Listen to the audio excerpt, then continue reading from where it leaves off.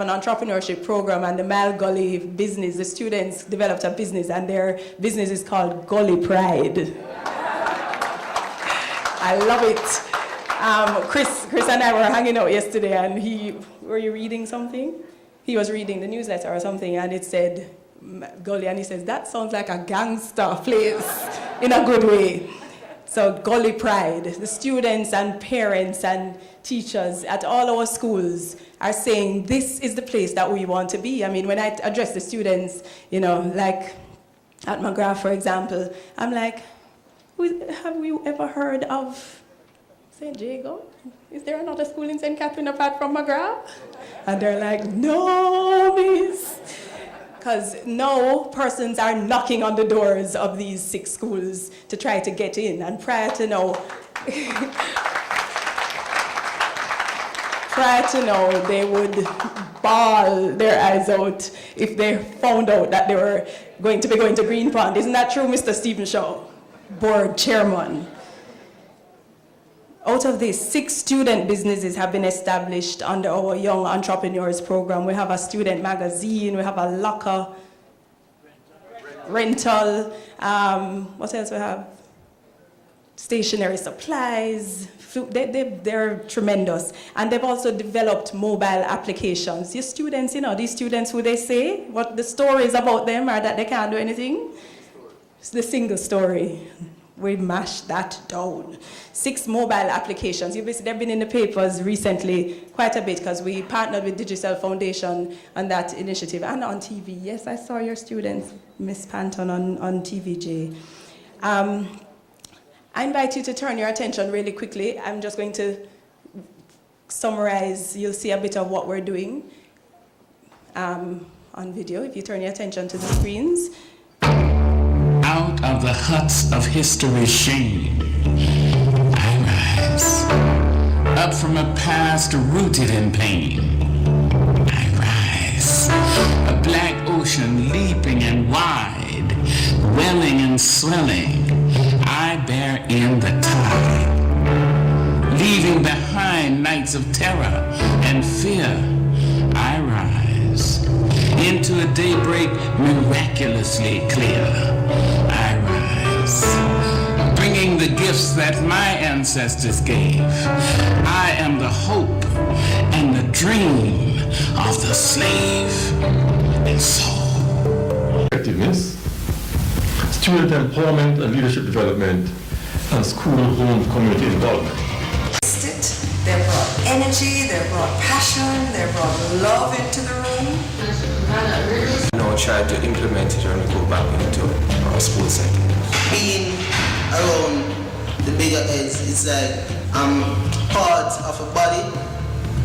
Students in mathematics and English language, enhancement of their instructional technology and other computer-related skills, improved classroom and behavior management, and writing strategies, and we are hoping that when we go back to McGrath, we will be able to pull out. Even though we're from different schools, so we're the team. Let's just basically look at where we are. And it has turned around significantly. And from that exercise, I have emulated a lot of practices that I will be implemented in the school so that my school can be on the turnaround. Saying that fundamental cure for poverty is not money, but education. And Jamaica has become the place of choice to live, work, do business, and raise families. Then the education must be improved significantly. To feel as if the school actually belongs to us, so it has brought that definition closer to our hearts. The Centers of Excellence program also sought to develop students by conducting annual diagnostic testing. So we have been doing work, and we're seeing the fruits today. Ladies and gentlemen, the way we did this was to just get everybody to buy into the vision. And I think that's what we need to do. We need to have that vision across Jamaica, that vision, that excellence is possible. It's an imperative, it's ours. I recently became a mother and I want a great system for my children. And so I'm even more invested than I was before. So we all need to have that kind of interest in making Jamaica the kind of place that we would want our children to be and to live and to grow and thrive. Thank you very much.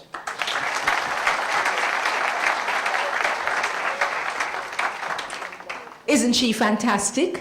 The best person we could have had in that plant, having gotten that design. You know, just seeing her up here reminded me of a line from Julius Caesar. My, she doth bestride the world like a colossus. Go girl. Might I just present to you very quickly 2 other proud parents. Mr. Llewellyn Bailey, could you stand please? And the Honorable Dorothy Pine McClarty, 2 members of the board. As Renee said, we all feel like proud parents this morning. And could I just ask the advisory council, the committee members, are you here? Just stand quickly. All the persons and the Jamaica National and Victoria Mutual staff who have always been there for this program. If you're in this room, stand so we can recognize you. Thank you, thank you, thank you very, very, very, very much. Now, ladies and gentlemen, the Ministry of Education has been a key partner in the Centers of Excellence initiative, as the program supports the ministry's efforts to achieve transformation of our educational system. The lessons learned under the Centers of Excellence will be documented and presented to the ministry for implementation throughout the wider school system. It is against that background that we are more than pleased to have the Minister of Education, Reverend the Honorable Ronald Thwaites, with us this morning. Like the minister before him, the Honorable Andrew Holness, Minister Thwaites has embraced the program every step of the way and has been an ardent supporter of its implementation. We now invite the minister to address us. One of the deep philosophical concerns of my life, which relates to the political economy of Jamaica, has been that our system has systematically transferred the assets of the poor to the already rich. And I believe that the structure of our political economy, regretfully, still does that for the most part.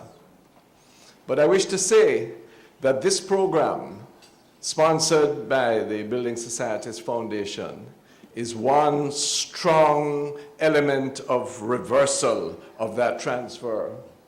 Because what these people are doing is to take the power of their wealth, their cash, to garner their intellectual capacities, drawing from all those who have been participating, and investing and mobilizing also social capital to an extreme extent among the participating schools. And this morning, I, on behalf of the Ministry of Education, stand with pride and with awe at this slow but inexorable reversal of the inequalities of the past, when we are able to take those schools which have been so less scared in many respects and disrespected, to be truthful, in others, and show and place them into a position of excellence and of good outcomes. Thank God for what you're doing.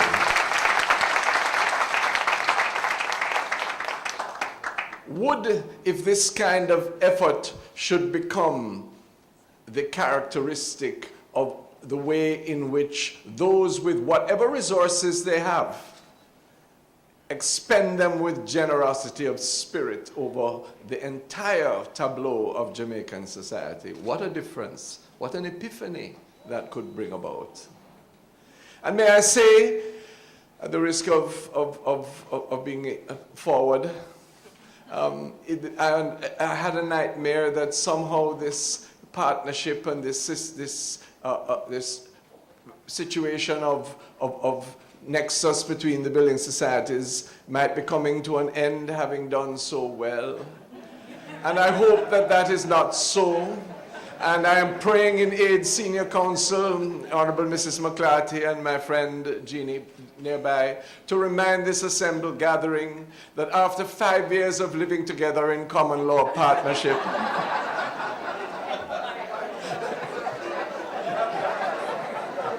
the benefits of marriage are to be presumed.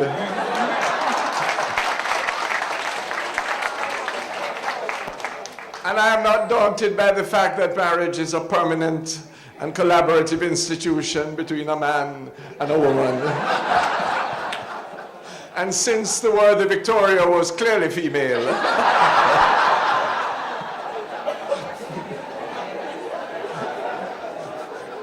they will have no difficulty in continuing this felicitous relationship to the benefit of all.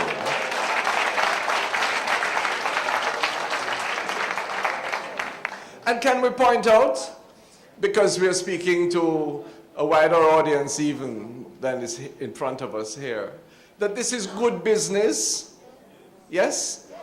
Because if the savings institutions of Jamaica, if those who purvey whatever goods and services it is, do not see that an uplifted young population will provide their best employees, their most prosperous customers, that indeed since Victoria and Jamaica National can't pick up and move out of Jamaica, yes, that it is to their interest that we move beyond the mediocrity of our educational outcomes and that we strive with all of the resources spoken of and available to us towards a brighter future. This is the kind of public-private partnership that we need. This is the kind of investment that makes the difference. I have a further challenge for the building societies, and it is this. There's an interesting and wonderful phenomenon taking place in Jamaica now. Despite all of our difficulties, more and more of our students in the first and second quintile of our population, drawn from those with least economic resources, are now matriculating for tertiary education. Yes? This is wonderful. We used to labor under the false illusion that education was free. There is nothing of value in this world that is free. Not even love. Ask with the gentlemen around this room. And the ladies as well. Not even salvation is free. It was bought by precious blood being shed. And so somebody has to pay for education, don't we? And while the state will continue to do the very, very best it can to support all elements of education, including tertiary education, I call upon the financial sector in Jamaica to make a renewed effort to construct and craft savings programs so that parents, guardians, well-wishers of the children of Jamaica, from the day they enter primary school, will start saving for that which was considered impossible in the past, but is now more likely than ever that those children will go to university, will have the opportunity of a tertiary education, and that we must help and save, mobilize domestic savings, that most precious economic product, towards contribution to tertiary education. That's the challenge that I hope our financial sector will take up. Mr. Powell, you're so correct in your kind remarks. Education, though, is not arguably the most important index and ingredient of development. It is indisputably the most important element. Education is not a part of development. It is development itself. And that is the broad significance of what we're doing here today. I thank Mr. Earl Jarrett in his turn too for reading out the conditions, the ministry-specific conditions in respect of education. And my ears are still clean, and I heard those saying, it's for the first time we're hearing this. I am obliged to tell you, and I call as witnesses the Permanent Secretary, Mr. Radley Reed, and the other personnel for the Ministry of Education, that we have, first of all, that these conditions were not written and brought about by the Ministry of Education, but also that when we became aware of them, we communicated them fulsomely and in detail as best we could at the time to the representatives of the teaching profession, and the minutes of our regular meetings are witness to that.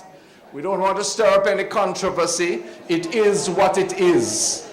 Yes? And what we must now do is to face our reality and to ensure that we effect what we must do with the greatest care for everyone's self-interest, but with the shared first principle and recognition that the education system does not exist for any sector thereof, but for the children of Jamaica only. That is our first cause. I am so happy to have had the opportunity in the short time of my tenure to look over the transoms of these centers of excellence. I remember my thrill coming to the university and seeing the entrepreneurial exhibitions of many of the schools represented here. The sheer innovativeness, the ability to start something profitable with very little capital, but the verve and the spark in the eyes of those who took part in them, and the obvious radiation of that into their behavior, into their performance in schools, and obviously the multiplier effect in their future lives.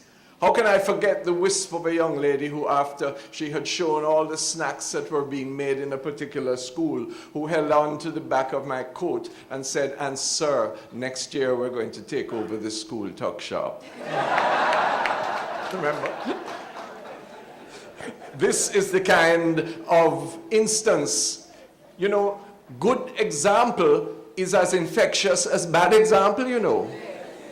Yes? And therefore, the challenge today, and for all your deliberations going forward, surely must be how we are to take what can be described as this good pilot and make the lessons learned universal within the overall education system. And it is to that task that you may be assured of the full cooperation of the Ministry of Education.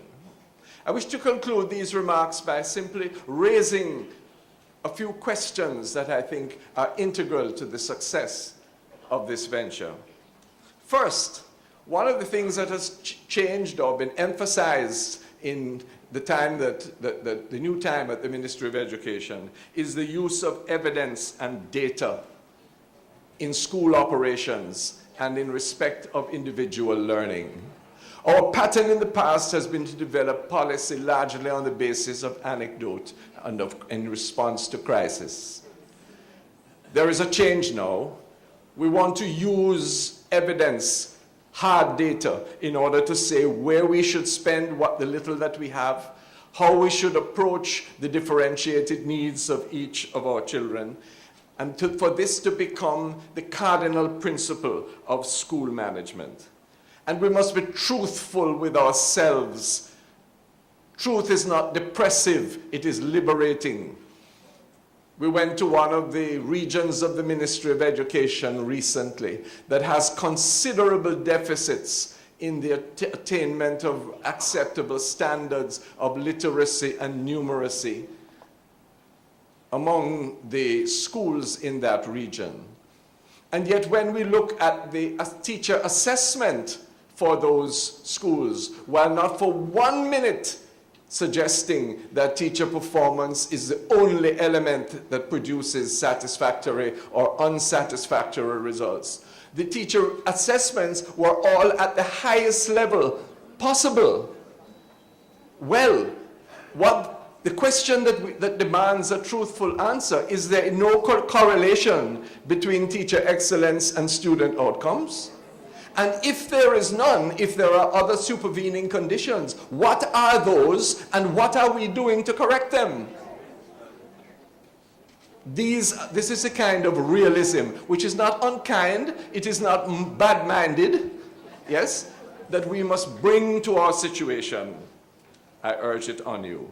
Secondly, there is a tendency in our educational system where we think that it is somehow embarrassing to ask for help. It's not. It is a sign of maturity and wisdom when you realize that there are circumstances and conditions which you can't handle, whether you are principal, janitor, teacher, or minister, and you need help. Yes? Technology offers considerable assistance in this regard these days.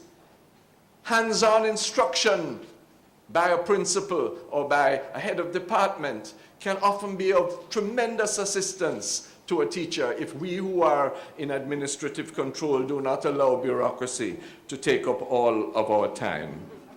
And more than anything else on this point, can we as Jamaicans, understanding where we are globally and having the exalted ambitions that we correctly incubate in our hearts, can we stop being complacent with poor performances?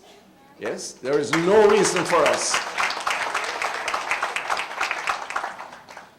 Regarding that, I suggest that we have to rethink the roles of many of our cardinal producers.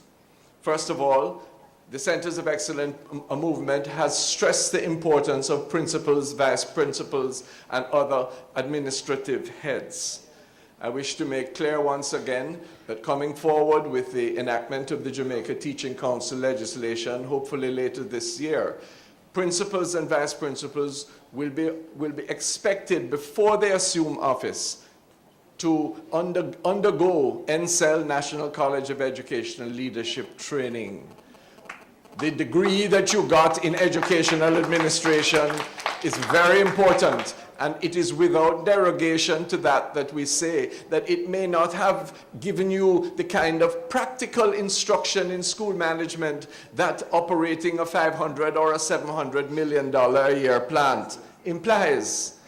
And it is our observation, drawn again from data, that many of our best teachers are not our best financial administrators. And therefore we have to bridge that gap, and accepting training rather than becoming rigid in one's own position is of great importance. Similarly, we have to rethink the role of the education officer. The education officer cannot be an extension of the ministry's bureaucracy and cannot be a paper pusher. The education officer has to lead instruction and has to be the primary aid to the teachers and the principals in this regard. And lastly, can we emphasize once again the sublime responsibility of the boards of management of schools?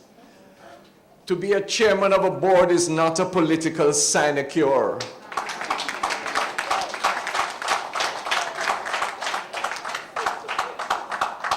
It is not because you must not be appointed because you have been the rector's favorite and sitting in the front pew of whatever church it is for generations. More than 50% of our schools in Jamaica are religious owned or sponsored by religious bodies.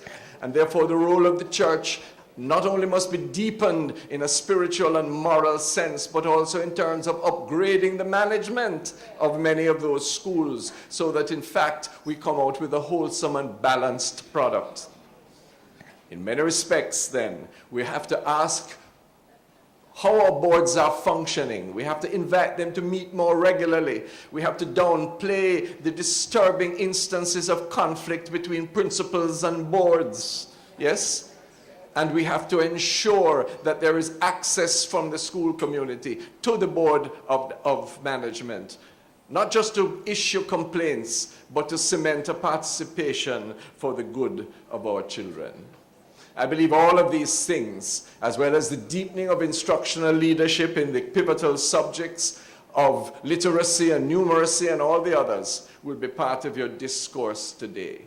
I beg you to understand the direction which the 21st century workforce beckons to us. And it is this that the academic subjects and competencies of CSEC, the traditional CSEC subjects alone, are no longer adequate to ensure employment,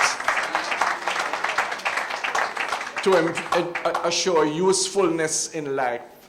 It is not those who engage and achieve technical and vocational competencies are not the what left. They are as good as and as necessary as anybody else.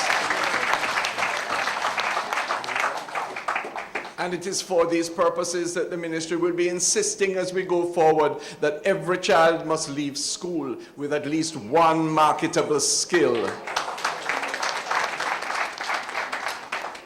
And lastly, this movement, aligned though as it is with business and business practices, yes, must understand the imperative of accountability for everyone in the educational enterprise. Yes? Accountability is not to be measured by exam passes, important though they are. Accountability is to be measured by where you got the child and where the child left you and what the value added is. And tenure and promotion must be on the basis of adding value, not on the basis of ancient legislative writ. Yes? These are the differences that we have to make. These are the changes, bruising though they may be, that will lead to a healing future and a better prospect. We are in a sublime environment today to share with the Almighty the task of uplifting and evolving the creation of His best handiwork, the human spirit, is a truly divine prospect. Isn't He wonderful? We are His hands and His feet, weak and fretful though we are. And I believe that if we follow the example of this good work that has begun and is being celebrated today, in the day of His completion, He will bring His kingdom to come. Thanks very much.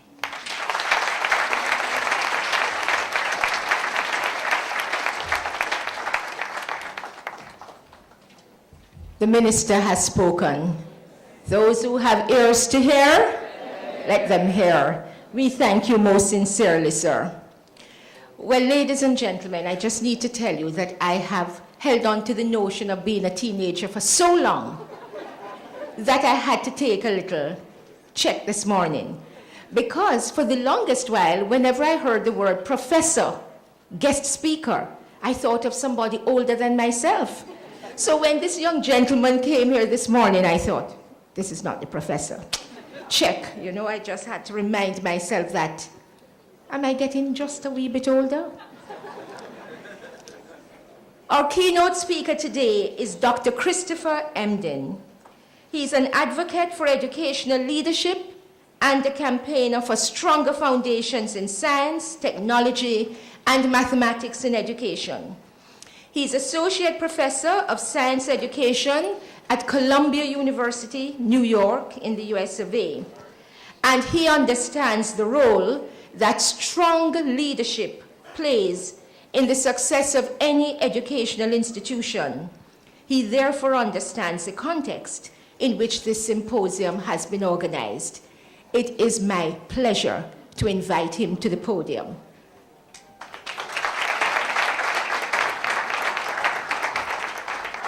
Good morning. Once more, good morning. I'd like to, ahead of come beforehand, but I do want to say that I thank you all for the opportunity to share some words with you today. And I thank you for being here to hear these words. I come to you from a very unique insider-outsider perspective. I've had the opportunity to come to Jamaica a few times and visit some schools and visit some principals. And an outsider because most of my work does happen in the United States. And I've conducted research and education in South Africa and Nairobi and with teachers in China, but not specifically in Jamaica. So, you know, as I listen to folks lay out the social-political landscape, and I do my research about, you know, the discussions and the tensions that are occurring within, the Minister of Education, the Ministry of Education, the schools, the teachers, and the administrators, what's most fascinating is that it's not by any way an anomaly